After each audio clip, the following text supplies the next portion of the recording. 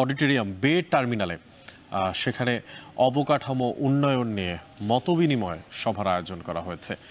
আর এই বিষয়ে জানাতে সেখান থেকে যুক্ত হচ্ছেন সহকর্মী হাজেরা শিউলি। শিউলি, আপনার মাধ্যমে জানতে চাই আসলে এই যে প্রকল্পের যে সবশেষ অগ্রগতি কি আর আলোচনায় কি কি বিষয়ে প্রাধান্য পাবে?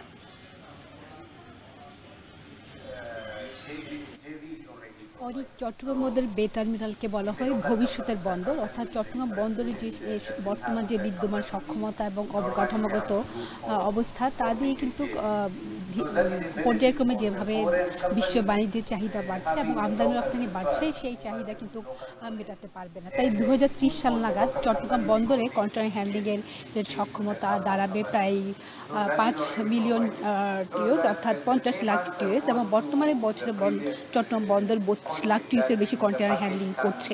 তাই বে টার্মিনাল প্রকল্পটি অত্যন্ত গুরুত্বপূর্ণ, যেহেতু চট্টগ্রাম বন্দর একটি বলা হয় যে নদীর মোহনাকে ঘিরে বন্দর গড়ে উঠেছে এবং এখানে কিন্তু 9.5 মিটার গভীরতার বা 190 মিটার দৈর্ঘ্যের 200 মিটার দৈর্ঘ্যের বেশি বড় জাহাজ ভিড়তে পারে না, এবং এতে অনেক সময় বহির্নোঙরে জাহাজ জট লেগে যায় এবং সরাসরি অনেক জাহাজ জেটিতে ঢুকতে পারে না। তাই কিন্তু আমদানি রপ্তানি ব্যয় অনেক বেশি হয় এবং অপারেশনাল কস্ট অনেক বেড়ে যায়। এবং বিশ্বব্যাংকের এক সমীক্ষা অনুযায়ী বে টার্মিনাল যদি নির্মিত হয় তাহলে প্রতিদিন $1 মিলিয়ন সাশ্রয় হবে বন্দরের, এবং সেটি বছরে $365 মিলিয়ন সাশ্রয় হবে, এবং বড় বড় জাহাজ ভিড়তে পারবে এবং ডিরেক্ট কানেক্টিং হবে। তো অনেক জটিলতা পেরিয়ে জমি অধিগ্রহণের জটিলতা সবকিছু কাটিয়ে এই বলা যে বে টার্মিনাল প্রকল্পটি অনেকটাই বাস্তবায়নের পথে এগুচ্ছে, এবং ইতিমধ্যে ট্রানজ্যাকশন অ্যাডভাইজার বা লেনদেন পরামর্শক প্রতিষ্ঠানের সাথে নিয়োগ করেছে চট্টগ্রাম বন্দর কর্তৃপক্ষ। এর আগে বে টার্মিনালে যে মূল অবকাঠামো নির্মাণের আগে যেটি সবচেয়ে গুরুত্বপূর্ণ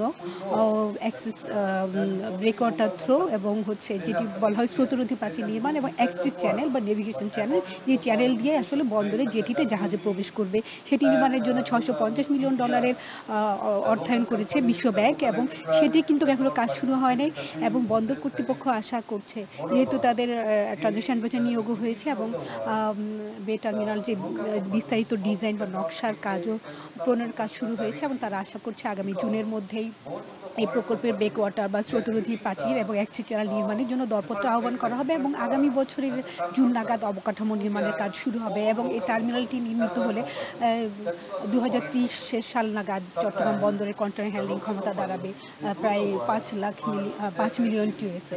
তাই এই টার্মিনালটিকে অত্যন্ত গুরুত্বপূর্ণ বলা হয়। সিঙ্গাপুরের পোর্ট অথরিটি একটি প্রথম যে টার্মিনাল 1 সেটি নির্মাণ করবে, এবং দুবাই ডিপি ওয়ার্ল্ড তারা টার্মিনাল 2 নির্মাণ করবে, এবং ইতিমধ্যে কিন্তু তাদের সাথে বন্দরের দীর্ঘ সময় ধরে বিভিন্ন মতবিনিময় সভা চলছে। মূলত ব্রেকওয়াটার এবং চ্যানেল নির্মাণের কাজ শুরু হলে কিন্তু টার্মিনাল নির্মাণের কাজ এগিয়ে যাবে, এবং 2026 সালে এই টার্মিনালটি নির্মাণ হবে বলে বন্দর কর্তৃপক্ষ আশা করছে। এবং এই টার্মিনালটি নির্মিত হলে আর জোয়ার ভাটার যে নির্ভরতা সেটি থাকবে না, দিনরাত চট্টগ্রাম বন্দরে জাহাজ প্রবেশ করতে পারবে, পণ্য পরিবহন ব্যয় অনেক কমে যাবে বলে বন্দর কর্তৃপক্ষ আশা করছে। তো এই টার্মিনালটি আসলে অগ্রগতি নিয়ে এবং কি কি কাজ হবে সেই বিষয়গুলো নিয়ে এই সভায় বন্দর কর্তৃপক্ষ বিস্তারিত তথ্য উপস্থাপন করছে।